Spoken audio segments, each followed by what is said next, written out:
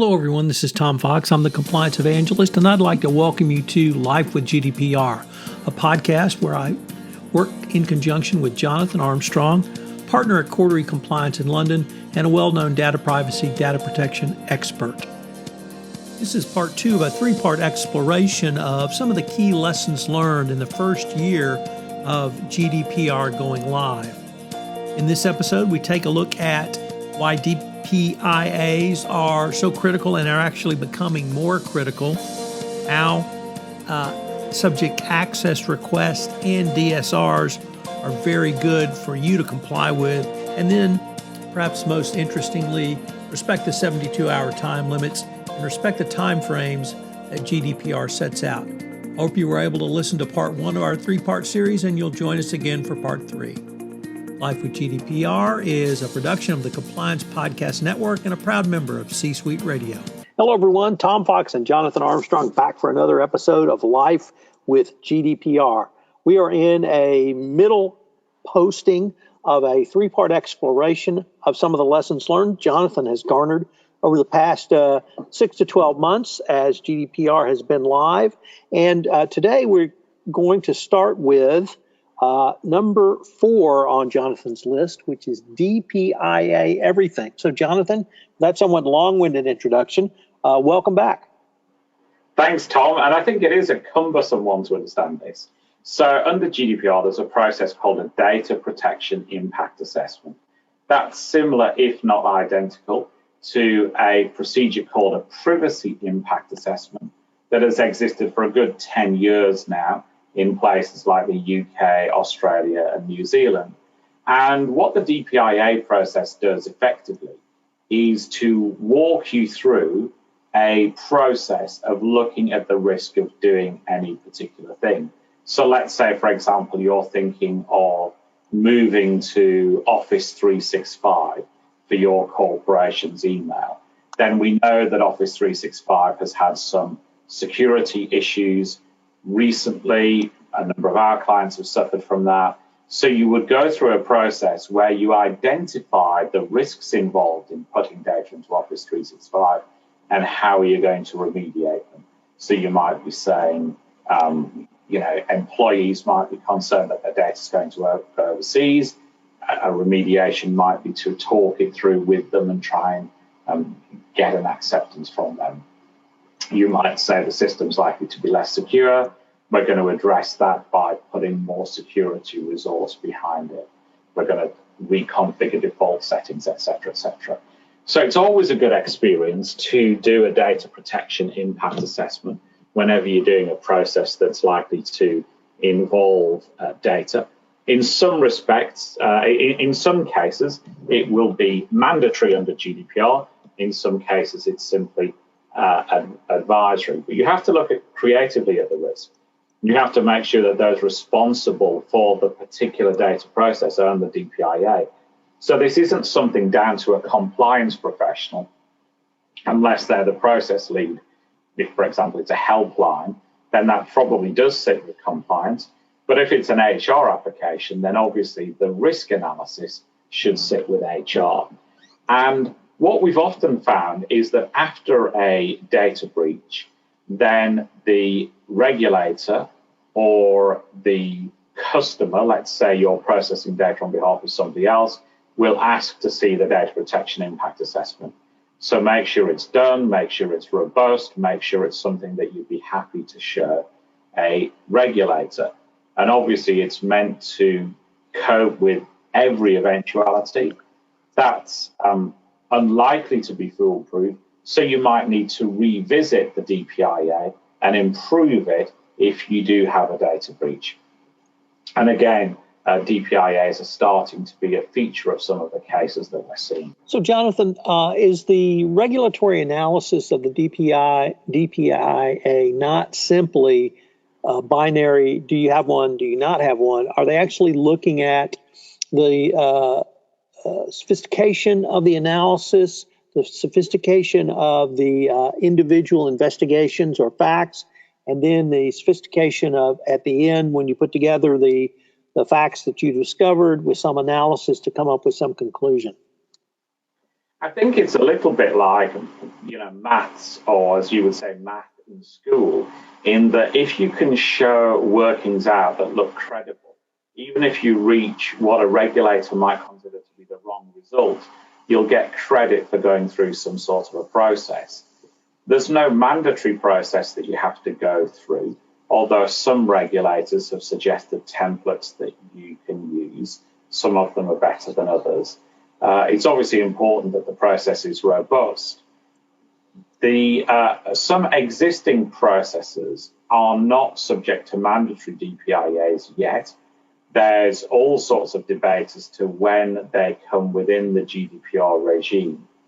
As a rough rule of thumb, the European regulators were going to suggest that every process comes within the GDPR regime 3 years after date of implementation.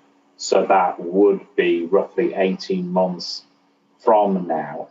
But they do say that if you're using an existing process in a different way, then you should do a DPIA. So, for example, if it's payroll, but you're going to move the location of the processing from the US to Manila, then that might trigger a new DPIA.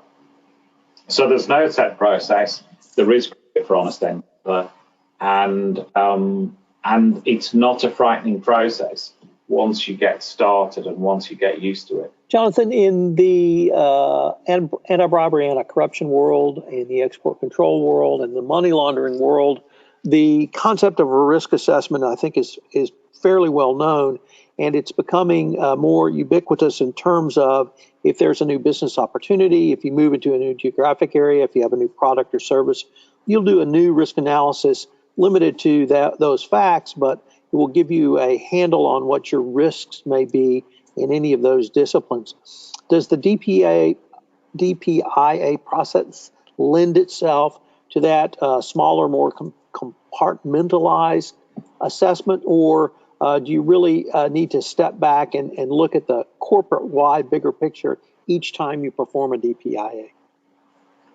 Yeah, it's usually the former, not the latter. So you normally doing a DPIA just for one process or for a series of connected processes. But your remediation plan is often common to a number of different processes. So, for example, you might be looking at, let's say, some processing of HR data. You might be looking at some processing of customer data. And let's say you're looking at surveillance cameras. There might be 3 different processes involved for that data, but the commonality might be that you're relying on the corporation's in-house security team to add discipline. You're relying on, let's say, the finance team to do financial due diligence on the supplier, et cetera, et cetera. So oftentimes you're looking individually at each process, but you're picking tools from the corporate toolbox to remedy issues that you're seeing along the way. Is this something that should be used in an earlier podcast? We talked about mergers and acquisitions, for instance. Can a DPIA used in that situation, or is because of the level of granularity, do you actually have to own the data that you're looking at? No, I think that's a great idea. Where now it's now more common when you've got a vendor to ask to see a specimen DPIA from them. So let's say I'm going to put all of my HR data in, let's say I'm going to put all my travel data in Concur, then it's more common to say to Concur, okay, you must have been around the DPIA block a million times now. Show us what a DPIA might look like for the data processing that you're going to do on our behalf. So it's common to ask a vendor whenever you're doing a new process that's being outsourced. And also, I think we're going to see it more common in the M&A situation. We have a client involved in one at the moment where they have asked to see the DPIAs for different processes pre-acquisition, and I think we're going to see more of that. Jonathan, if I could, I'd like to turn to our next topic, which is do SARs and DSRs real good. What did you mean by that? So what I meant by that is that subject access requests and data subject requests have been around since pre-GDPR days, but GDPR extends the rights of individuals to ask for the data that you have on them. And we're increasingly seeing that good corporations have a good procedure to deal with these type of requests, but also to see what the requester is trying to get at. So we have seen in a number of situations people who have some inkling of a security issue use their GDPR rights to find out whether there is that issue or not. We've also had a lot of press around people using subject access requests almost as a type of compromise in itself. That isn't the fault of GDPR, it's the fault of corporations not having the right procedure. But we are seeing people use subject access requests to try and unlock data from a corporation.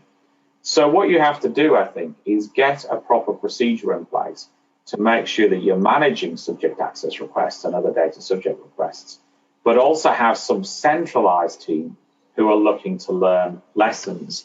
And some of the figures involved can be quite staggering on the number of requests from individuals for data. For example,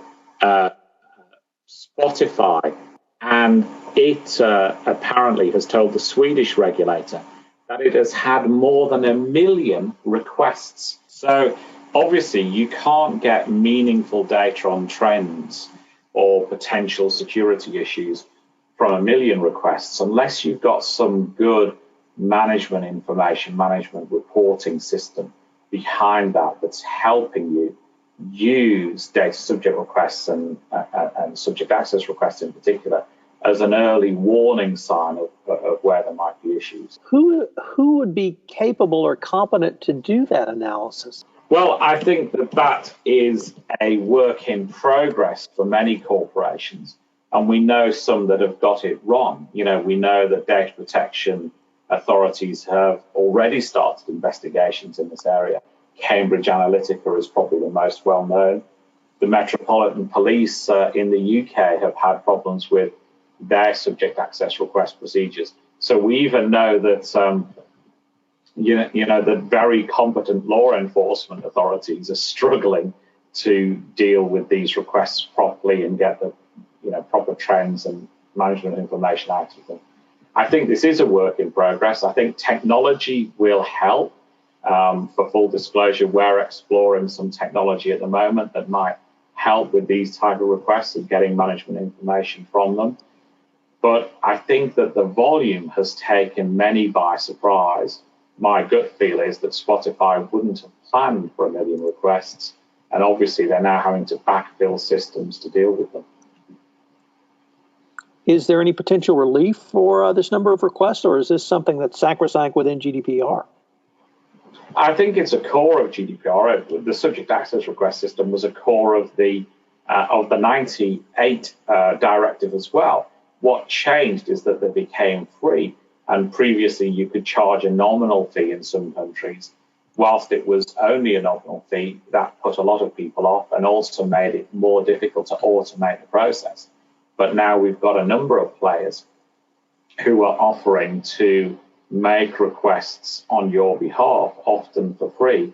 And I think that's part of the increase in volume. So I think it is a significant issue that's here to stay. Obviously, organizations have to have processes and procedures to deal with subject access requests in terms of the response. But I'm suggesting that they should also use that as an intelligence gathering situation to work out where there might be security issues. You know, for example, I know that in one large breach, subject access requests were made from people who suspected there might be an issue to see if the corporation disclosed that there was an issue. we're likely to see class action lawyers use the same techniques as well. What about ancillary effects of subject access requests or right to be forgotten, I suppose, would even be more applicable for all of those Russian mobsters who use that process rather than the 15-year-old girls who may have had pictures taken with their tops down. Is that something that you're seeing as well?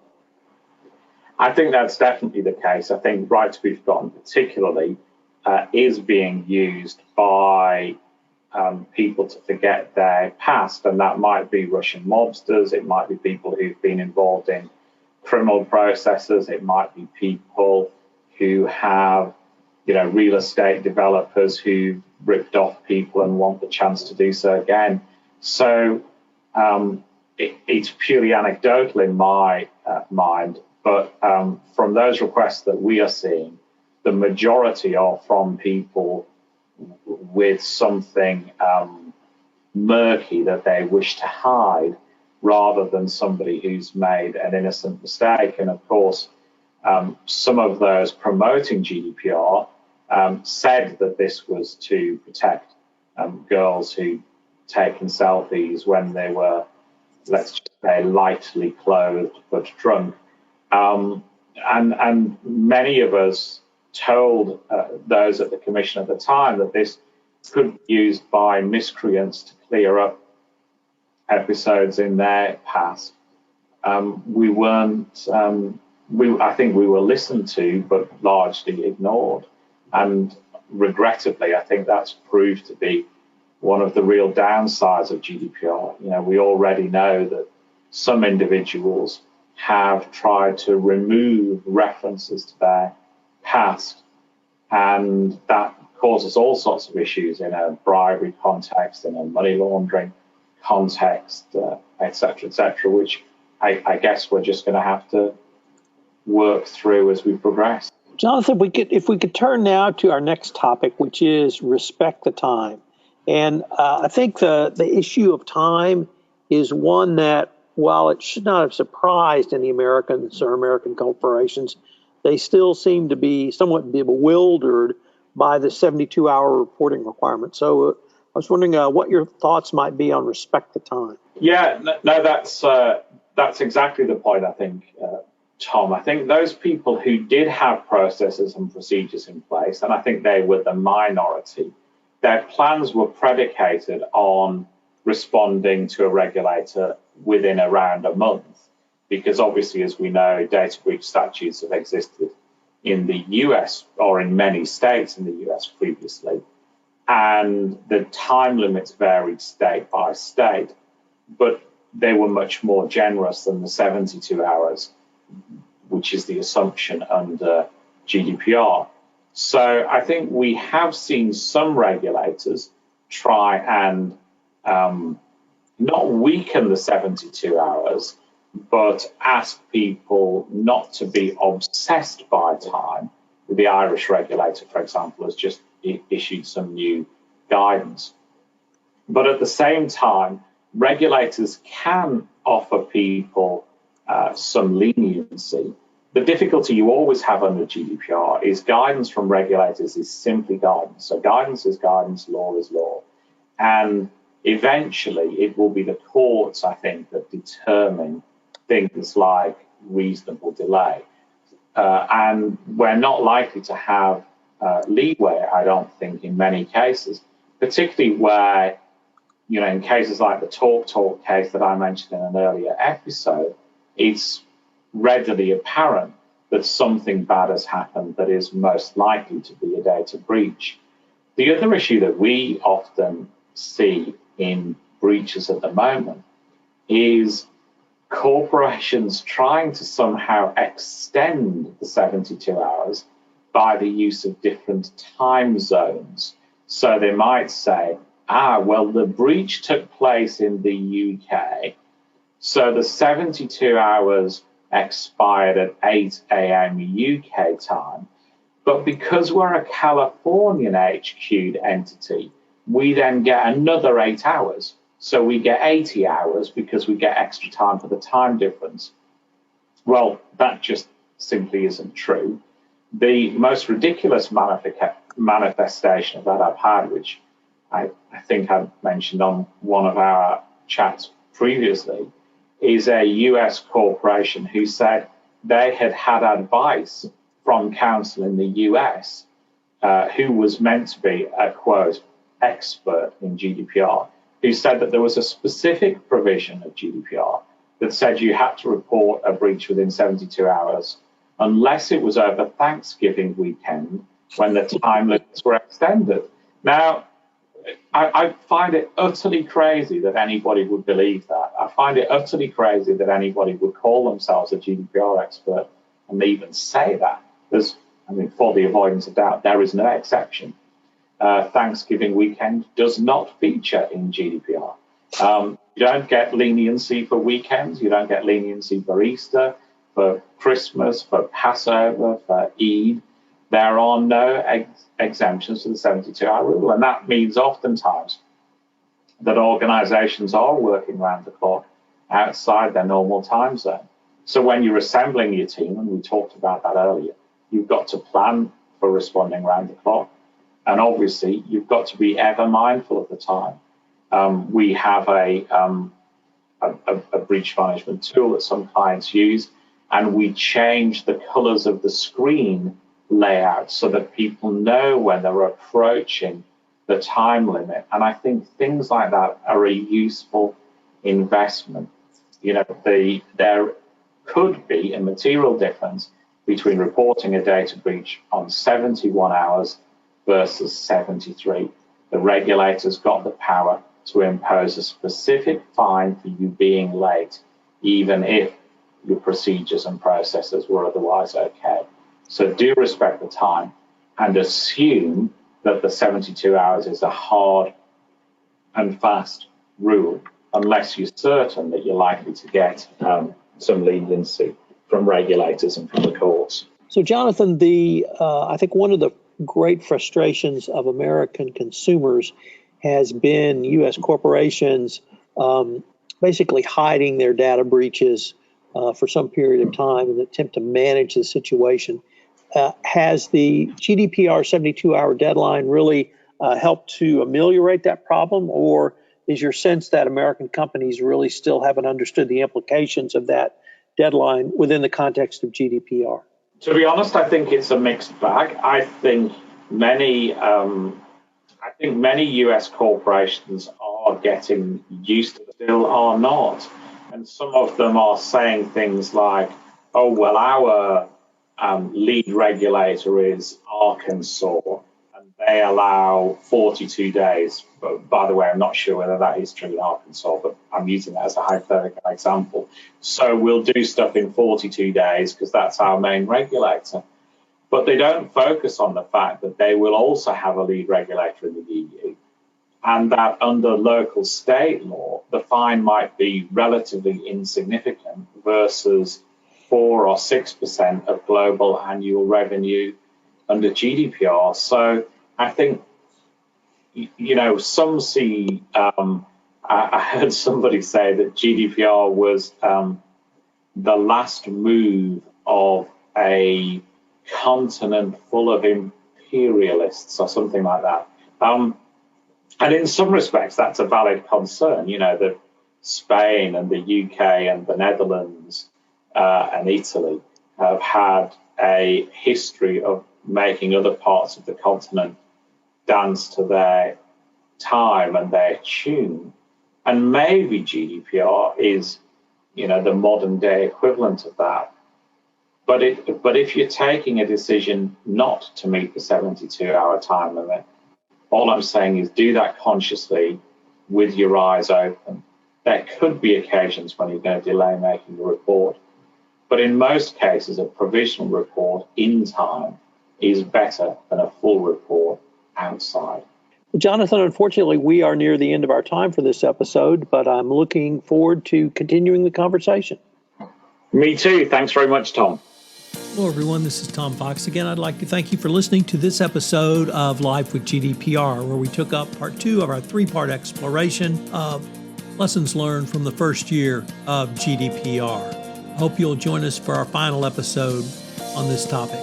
If you have any questions, you can email Jonathan at jonathan.armstrong@cordery.com.